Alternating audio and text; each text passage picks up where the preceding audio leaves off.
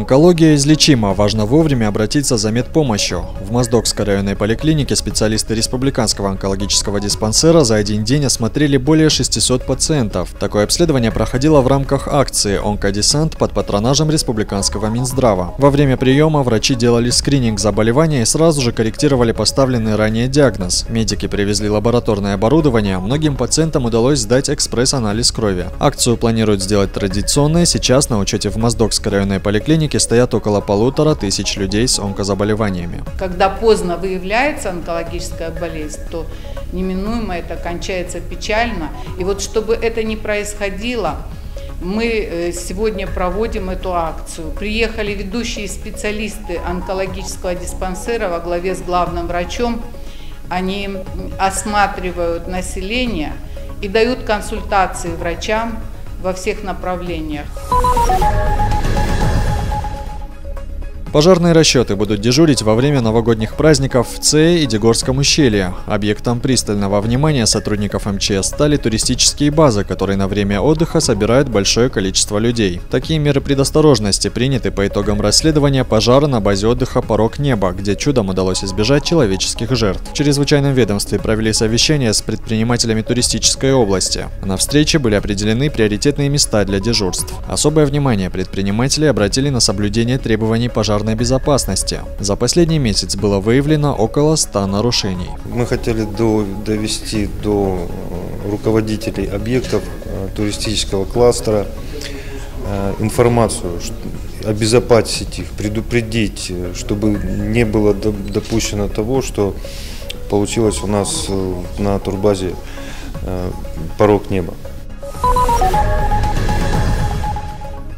В Северо-Остинском государственном университете состоялось открытие нового спортивно-оздоровительного комплекса «Дельфин». На торжественном мероприятии присутствовали представители руководства республики, преподаватели и студенты университета. Строительство комплекса началось еще в ноябре прошлого года. Поначалу жители Владикавказа были обеспокоены тем, что на месте нынешнего объекта раньше было кладбище. Однако после исследования территории слухи не подтвердились. Теперь заниматься водными видами спорта здесь смогут не только рядовые граждане, но и люди с ограниченными возможностями. Для этого есть своеобразный лифт, который погружает человека в воду. Молодежь, если серьезно будет привлекать и подберут хороший коллектив, здесь можно всеми видами спорта заниматься. Ну, может быть, кроме футбола.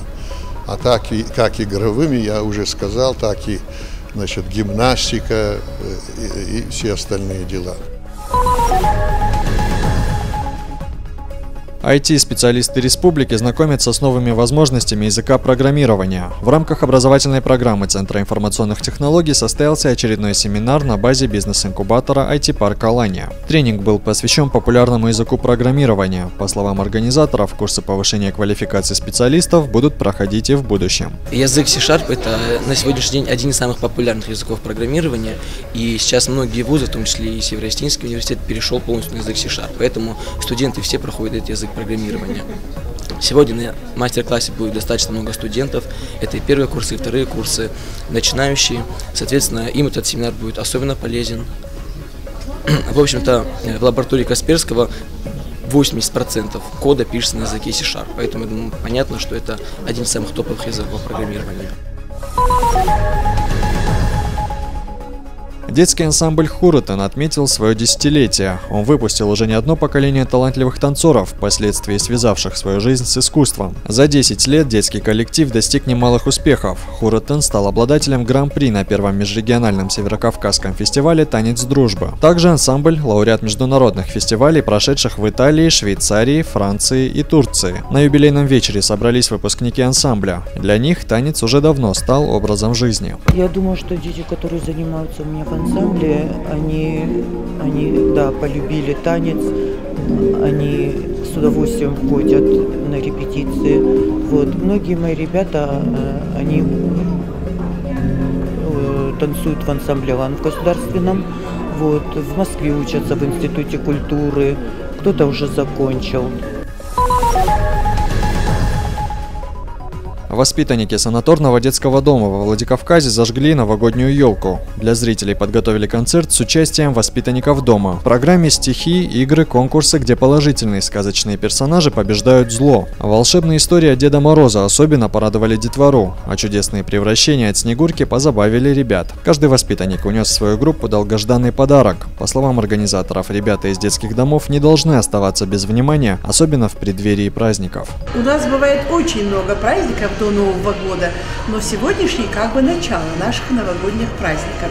И пришли к нам наши постоянные спонсоры, сотрудники полиции Северо-Западного округа. Они очень добрые и внимательные. Как только мы к ним с какими-то просьбами обращаемся, они нам тут же все это выполняют. Сегодня, значит, наши дети получили очень большое удовольствие большое получили, потому что, во-первых, с Дедом Морозом они встретились, которого они очень любят, которого они целый год потом помнят. И особенно, наверное, еще больше они обрадовались подаркам.